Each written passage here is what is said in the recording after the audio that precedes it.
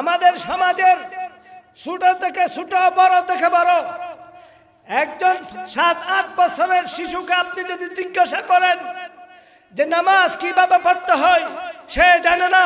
সূরা ফাতিহা সে জানে না। কুরআন মাজিদ তেলাওয়াত সে করতে জানে না। বাবা মাকে কিভাবে সম্বোধন করতে হয় সে জানে না। সে দুআয়ে কুনুত কিভাবে করতে হয় সে জানে না। ওযু কিভাবে করতে হয় সে জানে না। কিন্তু 8 বছরের সন্তানকে যদি আপনি বলেন তুমি কি ফ্রি ফায়ার খেলতে পারো, সে ভালো খেলতে পারে। তুমি কি মোবাইলের এই গেম খেলতে পারো, সে খুব ভালো জানে। তুমি কি ইউটিউব চালাতে জানো, সে সব ভালো জানে। তুমি কি মোবাইলের ওই প্রোগ্রাম করতে জানো, সে ভালো জানে। অত্যন্ত দুর্ভাগা সেই মুসলিম জাতি, যেই মুসলিম জাতির 7 বছরের সন্তান ফ্রি ফায়ার খেলতে খেলতে সময় নষ্ট করতেছে। সে সন্তান একটি আলহামদুলিল্লাহ শরীফ তেলাওয়াত করার সুযোগ পাচ্ছে না। এটা মুসলমান জাতির জন্য অত্যন্ত দুর্ভাগ্য। মুসলমান জাতি এর চেয়ে দুর্ভাগা আর হতে পারে না। মুসলিম জাতি যে আপনার সন্তান ফ্রি ফায়ার বাহির করা কত কঠিন, নেটের থেকে টাকা নিয়ে সেটা সংযোগ করে সেটা আবার খেলতে হবে, কত কঠিন কাজ। আপনার সন্তান 7 বছরের সন্তান সেই কঠিন কাজটা জানে, কিন্তু পরিতাপের বিষয় মসজিদ মাদ্রাসায় গিয়ে দৈনিক 1 ঘন্টা সময় দিয়ে আলহামদুলিল্লাহটা জানে না। সেটা আমাদের জন্য দুঃখ, আমাদের জন্য ব্যথার বিষয়। সেই জন্য ভাই অপেক্ষা করেন। বর্তমান আর এখানের যে পরিস্থিতি, ফিলিস্তিনের যে পরিস্থিতি, হার্জেগোভিনা বসনিয়ার যে পরিস্থিতি, কসম করে বলতে পারি সেই পরিস্থিতি আর বেশি দূরে নয়। যেই পরিস্থিতি আমাদের দেশেও আসবে যদি বর্তমান পরিস্থিতিতে আমরা অটল থাকি। সেই জন্য আমি আমার ভাইদেরকে বলবো, আমরা সবাই ইসলামী ধর্মীয় বিভিন্ন কর্মকাণ্ড ইত্যাদিকে গুরুত্ব দিয়ে থাকি। যেহেতু আমরা মুসলমান, আমরা আজকে ইহুদি খ্রিস্টানদের ইসলাম ধর্ম গ্রহণের পথে বাধা হয়ে গেছে। আমাদের চরিত্র সেরকম। আমি আপনাদের একটা ঘটনা বলি, মুসলমান কিরকম, মুসলমানের চরিত্র কিরকম হওয়া চাই। আমি যে আয়াত আপনাদের সামনে তেলাওয়াত করেছি, হয়তো সে আয়াতের বিস্তারিত আলোচনা করা আমার পক্ষে সম্ভব হবে না। এই আয়াতের সাথে এই ঘটনা সম্পৃক্ততা আছে। আগের থেকে একটা বলে দিচ্ছি, আমাদের মুসলমানের চরিত্র আজকে কোথায় ঠেকেছে আর মুসলমানের চরিত্র কিরকম হওয়া চায়।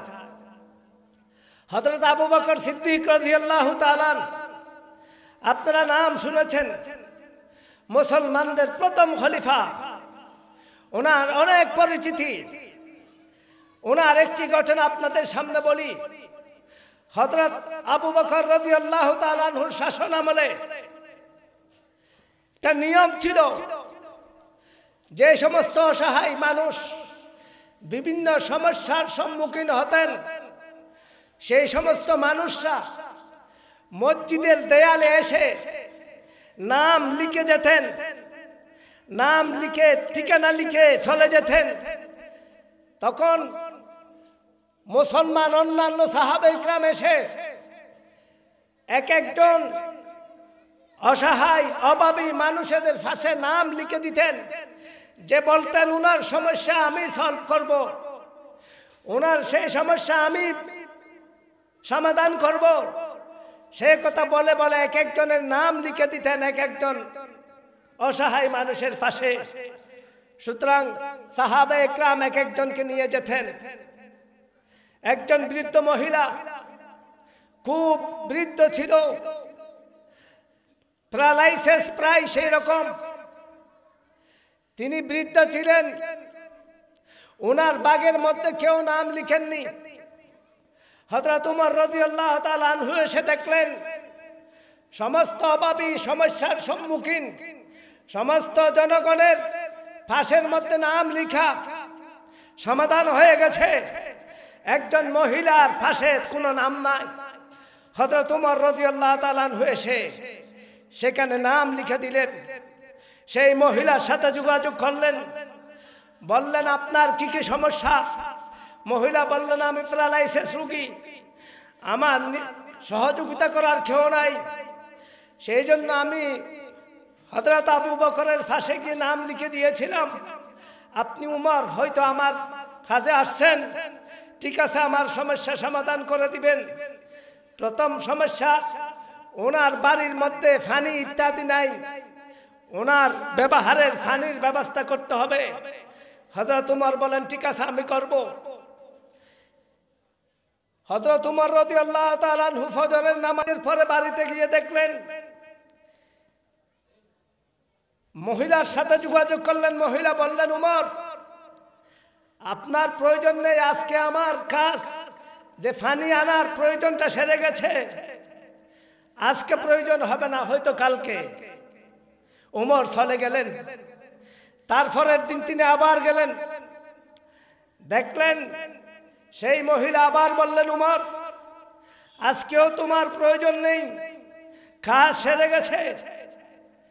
হযরত উমর বললেন আমি নাম লিখা দিলাম তার সেবা করার জন্য, কিন্তু গিয়ে দেখি সেবা হয়ে গেছে, সুযোগ নাই। হযরত উমর আরেক দিন, তৃতীয় দিন একটু ফজরের নামাজের আগেই সেখানে উপস্থিত হলেন। মহিলার সাথে জিজ্ঞাসা করলেন বুড়িমা আপনার কোনো প্রয়োজন আছে কিনা? সে মহিলা বললেন উমর আজকেও আমার কোনো প্রয়োজন নেই, একজন লোক এসে আমার প্রয়োজন সমাধান করে গিয়েছে। হযরত উমর চিন্তা করলেন আমি গত 2 দিন আগে আসলাম তখনও সমস্যা সমাধান, আজকে ফজরের আগে আসলাম তখনও সমস্যা সমাধান। তখন জিজ্ঞাসা করলেন হে বুড়িমা এই সমস্যা সমাধান কে করে? বুড়িমা বললেন ওমর আমি জানি না, একজন অপরিচিত লোক এসে আমার সমস্যা সমাধান করে চলে যায়। হযরত উমর সেই দিনের আরেকটু বুড়ে মহিলার বাড়িতে গেলেন, মহিলার সাথে জিজ্ঞাসা করলেন বুড়িমা বলুন আপনার কি সমস্যা? বুড়িমা বলেন উমর আজকেও প্রয়োজন নাই, সমস্যা আজকেও সমাধান হয়ে গিয়েছে। হযরত উমর চিন্তা করতে লাগলেন আমি ওনার সেবা যত্ন করার নাম লিপিবদ্ধ করলাম, আমি তো আজকে 3-4 দিন ধরে তার সেবার চিন্তা ভাবনা করতেছি, সুযোগ হচ্ছে না। বুড়িমাকে জিজ্ঞাসা করেন বুড়িমা বলুন কে আপনার এই সহযোগিতা করে? তখন হযরত উমর রাদিয়াল্লাহু তাআলা আনহুকে বললেন জানি না, একজন বৃদ্ধা মানুষ এসে এই কাজ আমার কাজটা সমাধান করে দিয়ে চলে যায়। হযরত উমর চিন্তা করলেন আমি আর বুড়েও আসবো না, ফজরের পরেও আসবে না। এই সারের নামাজের পর থেকে হযরত উমর সেটাকে পাহারাদারি করতেছেন যে আজকে রাত্রে পুরা রাত আমি জাগ্রত থাকবো। হযরত উমর রাদিয়াল্লাহু তাআলা আনহু বললেন আমি আর ঘুমাবো না আজকে জাগ্রত থেকে। কোন এই ব্যক্তি, যে ব্যক্তি কেউ না জানে মতো এই অচেনা অসহায় বৃদ্ধ মহিলার সমস্যা সমাধান করে দেয়। এশারের নামাজের পর হযরত উমর রাদিয়াল্লাহু তাআলা আনহু রাতে জাগ্রত থেকে সেই বুড়িমার বাড়ি পাহারাদারি করতেছেন।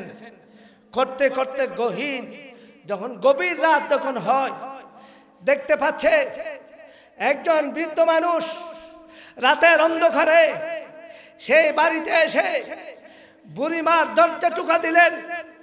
টুকা দিয়ে বুড়িমার কাছে জিজ্ঞাসা করলেন বুড়িমা আপনার কি প্রয়োজন? সেই মুহূর্তে হযরত উমর রাদিয়াল্লাহু তাআলা আনহু এক জায়গায় উৎফেতে বসা ছিল, সে গিয়ে চাপ দিয়ে হযরত ওই বৃদ্ধা ব্যক্তিকে চাপটা দিয়ে ধরে বলেন বলুন আপনি কে?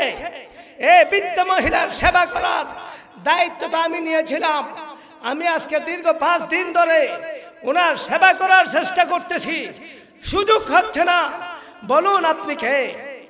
তখন খুব খেয়াল করে দেখলেন তিনি হলেন মুসলমানদের সেই মহানায়ক, মুসলমানদের সর্বপ্রথম খলিফা হযরত আবু বকর সিদ্দিক রাদিয়াল্লাহু তাআলা আনহু। তিনি উমরকে বলেন হে উমর আমি এই দেশের প্রধান, আমি এই দেশের আমিরুল মুমিনিন, আমার এই রাষ্ট্রে একজন মহিলা সমস্যার সম্মুখীন হয়েছিল, আমি আমির হিসাবে সেই মহিলার সমাধান দিতে পারি নাই। উনি অবুঝি আমার দরবারে আসছিল, সেই জন্য আমি অপরাধী। আমি অপরাধী হিসাবে, আমিরুল মুমিনিন হিসাবে এই মহিলার সেবা করার জিম্মাদারি আমি নিজেই নিয়েছি, যাতে আমার প্রজাদের ভিতরে কেউ না জানতে পারে এই মহিলার সেবা কে করে। সেই জন্য আমি রাতের অন্ধকারে এসে উনার সেই সেবাটা আমি করে যাই। এই ছিল মুসলমানদের আদর্শ, এই ছিল মুসলমানদের সেবা যত্ন। হযরত উমর রাদিয়াল্লাহু তাআলা আনহু দুই চোখের পানি ঝেড়ে দিয়ে বলেছিলেন, আবু বকর, আজকেও তোমার থেকে আমি হেরে গিয়েছি। কিছুক্ষণ পরে দেখে আবু বকর সিদ্দিক রাদিয়াল্লাহু তাআলা আনহুর পায়ে স্যান্ডেল নেই, জুতা নেই। জিজ্ঞাসা করেন, আমিরুল মুমিনিন আবু বকর, আপনি আমির হিসেবে ওনার বাড়ির ওনার সমস্যা সমাধান করতেছেন, ঠিক আছে, কিন্তু আপনার কাছে জিজ্ঞাসা করতে চাই, এখানে পাথরের এই মরুভূমি, এখানে বড় বড় ছোট ছোট পাথর আছে, রাত্রে চলতে অনেক পাথরের হুসটে ফায়ে আঘাত আসতে পারে, আপনার ফায়ে কেন জুতা নাই?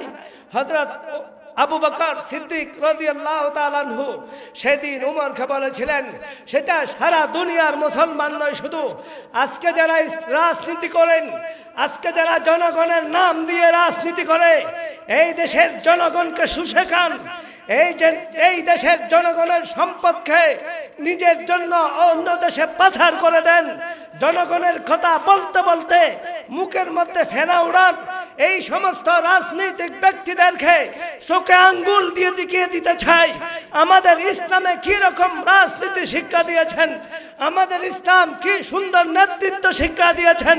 হযরত আবু বকর সিদ্দিক রাদিয়াল্লাহু তাআলা আনহু সারা দুনিয়ার রাজনৈতিক নেতৃত্ব যারা দিচ্ছেন, তাদের জন্য ইসলামের আদর্শ যে তিনি কেউ না জানে মতো রাতের অন্ধকারে গিয়ে একজন অসহায় মহিলার সেবা যত্ন করেছেন। এটা ইসলামী রাজনীতি যারা করে তাদের জন্য আদর্শ, জনগণের জন্য তারা রাজনীতি করে তাদের জন্য আদর্শ। আমি আমার ভাইদের উদ্দেশ্যে বলতে চাই, হযরত উমর রাদিয়াল্লাহু তাআলা আনহু যখন জিজ্ঞাসা করলেন, আবু বকর, আপনি রাত্রে সেবা করেছেন ভালো কথা, পায়ে কেন আপনার জুতা নাই? হযরত আবু বকর রাদিয়াল্লাহু তাআলা আনহু যেই জবাবটা সেদিন দিয়েছিলেন, সেটা শুধু রাজনৈতিক নেতাদের নয়, সেটা শুধু আলেমদের নয়, সেটা শুধু বড় লোকদের নয়, সেটা সর্বস্তরের মুসলমানদের জন্য শিক্ষার একটা বিষয়। সমস্ত মুসলমানদের শিক্ষার একটা বিষয় হলো, হযরত আবু বকর রাদিয়াল্লাহু তাআলা আনহু সেদিন উমরকে জবাব দিয়েছিলেন, উমর, তুমি জানো এই আমি আসি গভীর রাত্রে এবং এই জমিতে বড় বড় পাথর আছে, ছোট ছোট পাথর আছে, সেই পাথরের সাথে হুসটে আমার পায়ে আঘাত হবো সেটাও আমি জানি। তবে উমর, আমি আমিরুল মুমিনিন হিসেবে আমি যদি দিনে আসি, তোমার মতো উমর, উসমান, আলী, অন্যান্য সাহাবা ইকরাম এই সেবা আমাকে করতে দিবে না, সবাই তারা ভাগ করে নিয়ে যাবে, আমি সেবা করতে পারবো না। সেই জন্য আমি রাতের গভীরে আসি। আমি যখন রাতের গভীরে এই এলাকায় এই মহিলাকে সেবা করতে আসি, তখন এই এলাকার সমস্ত মানুষ ঘুমিয়ে যায়, তারা ঘুমের মধ্যে নিমগ্ন থাকে। আমি যখন রাত্রে আসি, সেই সময় আমি যদি আমার পায়ের মধ্যে জুতা পরিধান করি, সেই সময়ের জুতা ছিল গাছের খরম, গাছের জুতা ছিল, সেই গাছের সাথে যখন পাথরের সাথে ধাক্কা হবে তখন টপ টপ আওয়াজ হবে। হযরত আবু বকর বলেছিলেন, উমর, আমি যেহেতু রাত্রে আসি, যখন আসি সমস্ত মানুষ ঘুমিয়ে যায়, আমি যখন এই দেশে এই এলাকায় আমি যদি জুতা পায়ে দিয়ে প্রবেশ করি রাত্রে, তখন আমার পায়ের স্যান্ডেলের সাথে জুতার সাথে পাথরের সাথে আঘাত হবে, আওয়াজ হবে, আওয়াজের সাথে পার্শ্ববর্তী যারা ঘুমিয়ে গেছে তাদের ঘুমের মধ্যে সমস্যা হবে, তারা ঘুম থেকে উঠে যাবে, তাদের ঘুমের সমস্যা হবে, এলাকার মানুষ কষ্ট পাবে।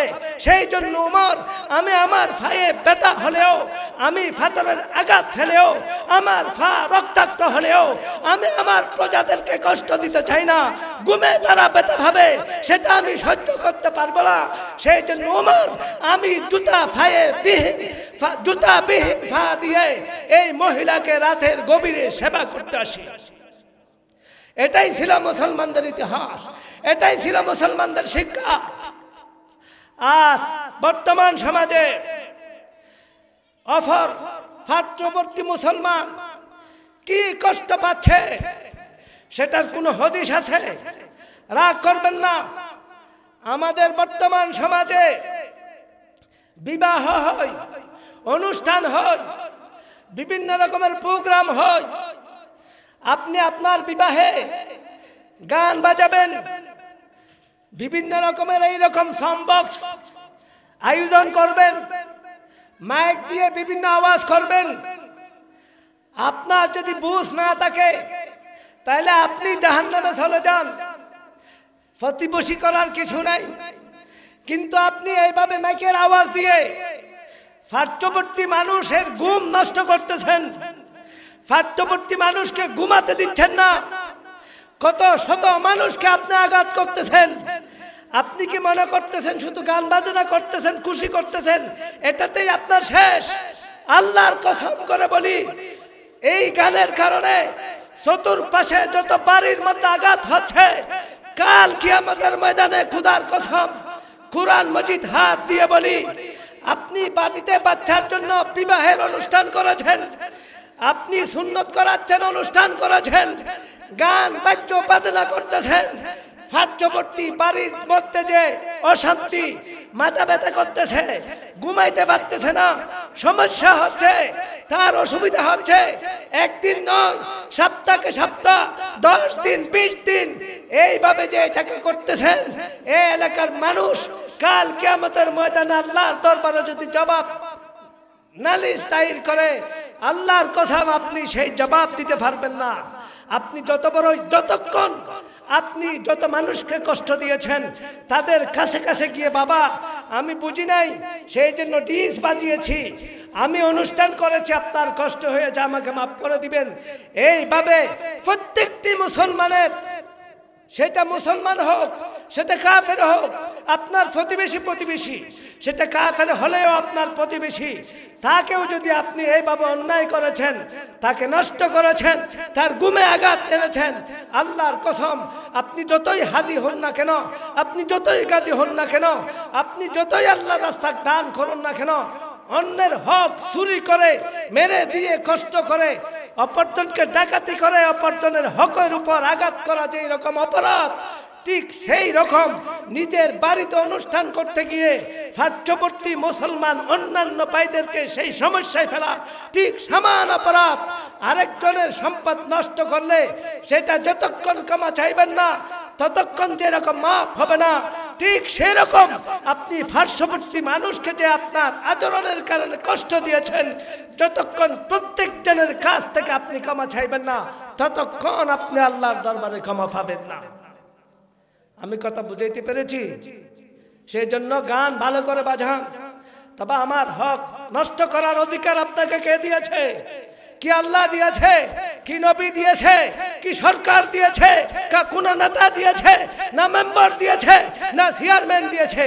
আপনার টাকা আছে, পয়সা আছে, আপনার সম্পর্ক ভালো, আপনার লিয়াজু ভালো, আপনার সাথে নেতাদের সম্পর্ক আছে, সেই বাহাদুরির মাধ্যমে আজকে আপনি কারো কথা শুনতেছেন না, যেমন ইচ্ছা তেমন করতেছেন। মনে রাখবেন, আপনাকে একদিন মৃত্যুর স্বাদ গ্রহণ করতে হবে।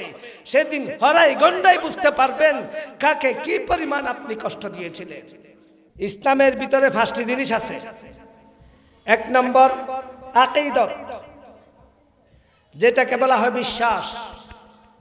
2 নম্বর ইবাদত, যা আমরা নামাজ, রোজা, হজ, যাকাত, 5 প্রকারের ইবাদত, সরাসরি ইবাদত। নামাজ, রোজা, হজ, যাকাত, জিহাদ, সরাসরি ইবাদত। আরেক প্রকারের নাম মুআমালাত, আমার ব্যবসা বাণিজ্য, চাকরি, কৃষি ইত্যাদি যা আছে সব লেনদেন, মামলা, ব্যবসা বাণিজ্য, চাকরি বাকরি, এক্সপোর্ট ইনপুট সব এক্সপোর্ট ইনপোর্ট সব মামলাতের সাথে সম্পৃক্ত। আরেকটা হলো মুআশারা। মুআশারাত হলো আমার বাড়ির মানুষের সাথে আমার আচরণ কি হবে, আমার প্রতিবেশীদের সাথে আমার আচরণ কি হবে, আমার রাষ্ট্রের সাথে আমার আচরণ কি হবে, আমার ভাইয়ের সাথে আমার আচরণ কি হবে, এটাকে বলা হয় মুআশারাত। আরেকটা বলা হয় মুজাজারাত, যেটা শরীয়তের বিধিবিধান, বিভিন্ন শাস্তি, বিভিন্ন রকমের তাহাদিরাত ইত্যাদি, এগুলাকে বলা হয় মুজাজারাত। 5 প্রকারের সাথে ইসলাম, 5টা জিনিস নিয়ে ইসলাম পরিপূর্ণ। প্রথম হলো আকীদা। যার আকীদা ঠিক হবে না, নামাজ, রোজা, হজ, যাকাত, মুআমালাত, মুআশারাত, মুজাদারাত কিছুই ঠিক হবে না। আমাদের হুজুর উদাহরণ দিতেন, বাজারের বাসা হাসি কিনেছেন, দেশে বাসা বাবুর্চি, মশলা সব দামি দামি মশলা, ঘি দিয়েছেন সবচেয়ে সেরা ঘি, আপনার যা ব্যবস্থা করেছেন সব সেরা সেরা, একটাও কম নাই, সব সেরা। বিয়ের গোষ্ঠী আসবে, সুন্দর খানা দিবেন, কত খুশি, সেরা সেরা মানের জিনিস দিয়ে করেছেন। চাউল আরো দামি, মশলা আরো দামি, তরকারি আরো দামি, গোস্ত সেরা, আপনার তেল সেরা, ঘি সেরা, বাবুর্চি সেরা, সব সেরা, সব সেরা। আপনার কোনো কিছুতে কমতি নেই। কিন্তু মাত্র একটি জিনিস, যেটা তেমন সুখেও পড়ে না, তেমন দামেরও জিনিস নয়, সেই জিনিসটা ছাড়া আপনি রান্না করে ফেললেন, মেহমানদারি করলেন, মেহমানরা যখন মুখে দিল, কেউ আর মুখে নেই না, সবার চেহারা অন্যরকম হয়ে গেলে কি পাক করেছে, তালাশ করে দেখা যায় সেখানে একটা জিনিস নাই, যে জিনিসটা তেমন কোনো মূল্যবানেরও নয়, তেমন বেশি সমাজে গুরুত্ব দেয় না, সেই জিনিসটার নাম হলো লবণ। আপনার লবণবিহীন লক্ষ টাকার গরু শেষ, মশলা শেষ, তরকারি শেষ, সব শেষ, সব দামি দামি লবণ দেন নাই, সেই তরকারি যেরকম ধ্বংস, ঠিক সেরকম আপনি বড় দানবীর, 5 ওয়াক্ত নামাজ পড়েন, রোজা রাখেন, হজ করেন, যাকাত দেন, পাড়া প্রতিবেশী সবাই আপনাকে ভালোভাবে জানে, ভালো আচরণ করেন, সব কিছু ঠিক আপনার, কিন্তু যে জিনিসটা সাধারণত মানুষ গুরুত্ব দেয় না, আলোচনাও সমাজে কম হয়, হুজুররাও এই বিষয়ে আলোচনা কম করে, সেই জিনিসটার নাম হলো বিশ্বাস, আকীদা। সেই আকীদা যদি সামান্য ডিস্টার্ব হয়, আপনার কোনো ইবাদত আল্লাহর দরবারে গ্রহণযোগ্য হবে না। সুতরাং এই আকীদার বিষয়টা সবচেয়ে বেশি গুরুত্বপূর্ণ। আকীদা বলা হয় 6 জিনিসের সমন্বয়ের নাম বিশ্বাস, সেই বিষয়টাকে আকীদা বলা হয়।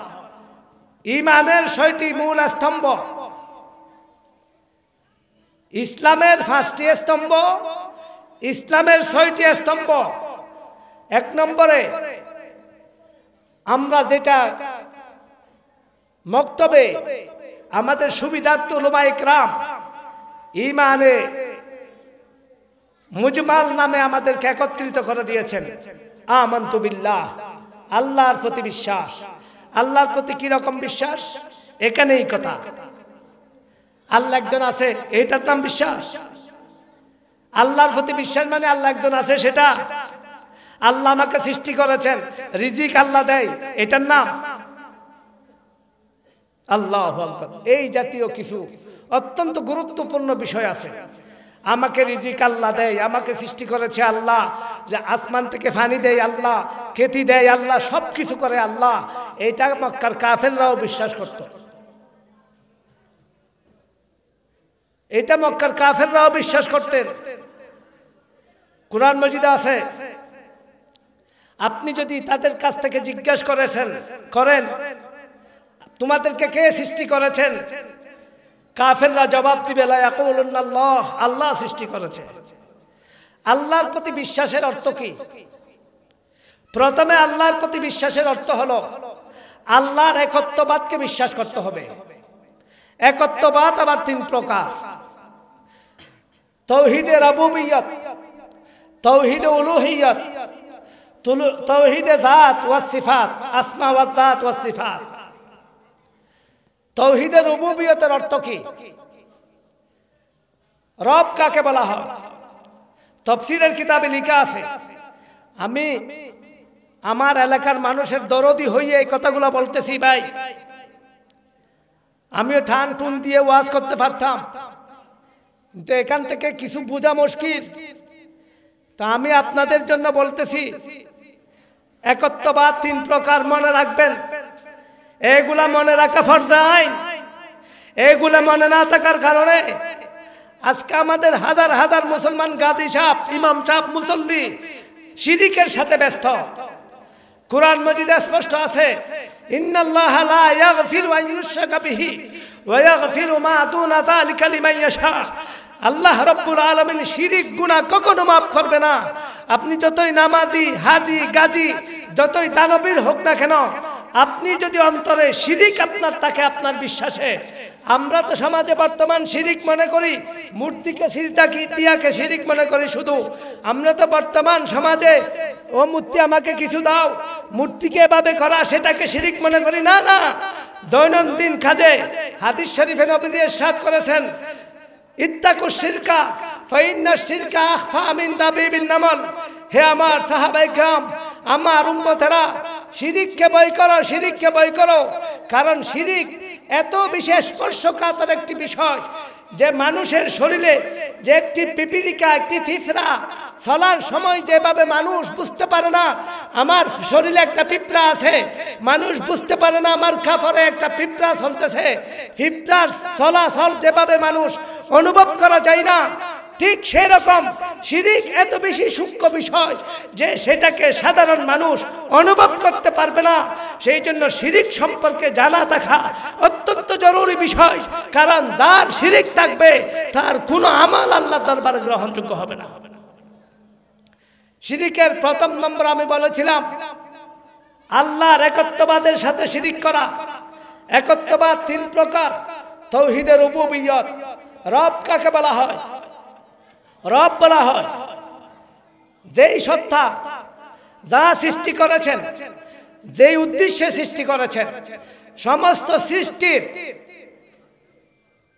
উদ্দেশ্য পর্যন্ত পৌঁছার জন্য প্রত্যেক সৃষ্টিতে যখন যেই জিনিসের প্রয়োজন, তখন সেই জিনিস যেই সত্তা ব্যবস্থা করে দিতে পারেন, যেই সত্তা ব্যবস্থা করে দেন, তার নামেই একমাত্র রব।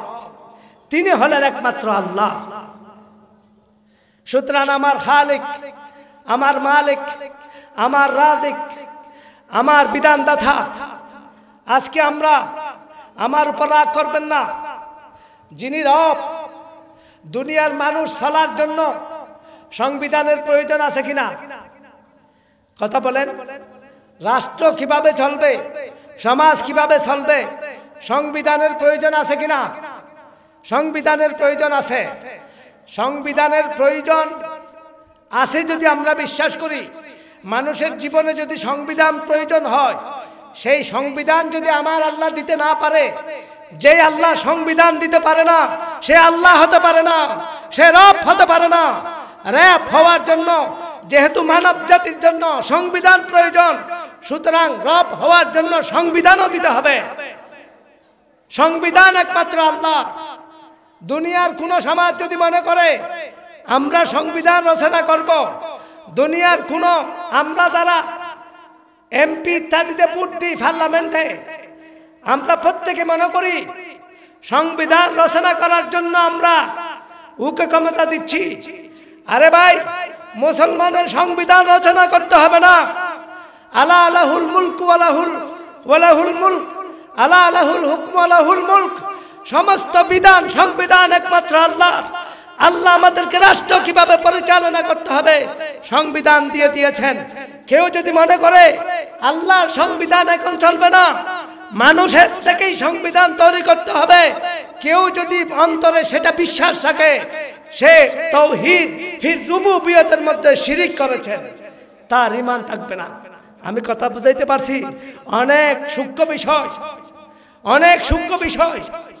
ঠিক ইবাদতের মধ্যে শিরিক। ইবাদত কাকে বলা হয়?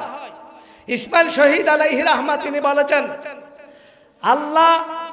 আল্লাহর সামনে আল্লাহকে ইবাদত করার জন্য যে সমস্ত নিয়ম পদ্ধতি আল্লাহ ঠিক করে দিয়েছেন, সেই সমস্ত নিয়ম পদ্ধতি অন্তরে শ্রদ্ধা, ভক্তি, মর্যাদা, সম্মান ধারণ করে যদি কোনো সৃষ্টির জন্য করা হয়, তখন সেটা হবে শিরিক ফিল ইবাদত, ইবাদতের মধ্যে শিরিক। আমি আপনাদের এই মসজিদে হয়তো এক সময় বলেছিলাম, আমরা যারা জিয়ারত করি, মাতা পিতার জিয়ারত করি, অনেককে জিয়ারত করার সময় দেখা যায় এভাবে বুকে হাত বেঁধে, কবরে যারা আছে মুর্দা তাদের সম্মান, ভক্তি, মর্যাদা ধারণ করে এভাবে হাত বেঁধে আমরা দাঁড়াই। ইসমাইল শহীদ আলাইহি রাহমাত তিনি বলেছেন, অন্তরে মর্যাদা, শ্রদ্ধা, ভক্তি ধারণ করে এইভাবে বুকে বা নাভির নিচে হাত দিয়ে দাঁড়ানোর জন্য আল্লাহ নিজের জন্য রিজার্ভ করে দিয়েছেন। মানুষ নামাজ পড়ার সময় সেই নিয়মে আল্লাহকে ইবাদত করে। এই নিয়মটা যদি কোনো বান্দার সামনে গিয়ে করে, সেটা হয়ে যাবে শিরিক। সুতরাং কেউ যদি জিয়ারত করার সময় এইভাবে অন্তরে মাতা পিতার ভক্তি, শ্রদ্ধা ধারণ করে তার সামনে এভাবে হাত বেঁধে গিয়ে যদি এভাবে দাঁড়ায়, শহীদ ইসমাইল শহীদ আলাইহি রাহমাত তিনি বলেছেন এটা হবে শিরিক। তো কই হাজার, কত লক্ষ মানুষ আজকে আমরা শিরিকের সাথে সম্পৃক্ত। এই তাওহীদ যদি আমার ঠিক না হয়, আমার ইবাদত, আমার মুআমালা, আমার মুআশারা, আমার মুজাজারা কোন জিনিসই আল্লাহর দরবারে গ্রহণযোগ্য হবে না। যাই হোক, আমি নির্দিষ্ট সময় থেকে আরো কিছু সময় আমি নিয়ে ফেলেছি, হুজুরের সময় নষ্ট করেছি, হুজুর থেকেও ক্ষমা চেয়ে নিচ্ছি। আমার এলাকার মানুষ হিসেবে আমি আপনাদেরকে আকুল আবেদন করব, শিরিক সম্পর্কে, আকীদা, বিশ্বাস সম্পর্কে আপনারা জ্ঞান অর্জন করুন, এলাম অর্জন করুন। আকীদা বিশ্বাস সহি শুদ্ধ না হলে আপনার কোনো ইবাদত আল্লাহর দরবারে গ্রহণযোগ্য হবে না। আল্লাহ রাব্বুল আলামিন আমাকে, আপনাকে সবাইকে তাওহীদ, বির রুবুবিয়্যা, উলুহিয়্যা, জাত, আসমা ওয়াস সিফাত ইত্যাদির উপরে নিজের আকীদাকে ফাঁকাফুক্ত করে বাকি আমল ইত্যাদি করার মাধ্যমে ফাক্কা ইমানদার হিসেবে দুনিয়ার থেকে যাওয়ার আল্লাহ আমাকে, আপনাকে সবাইকে তৌফিক দান করুক। ওয়া আখিরু দাওয়ানা আনিল হামদুলিল্লাহি রাব্বিল আলামিন।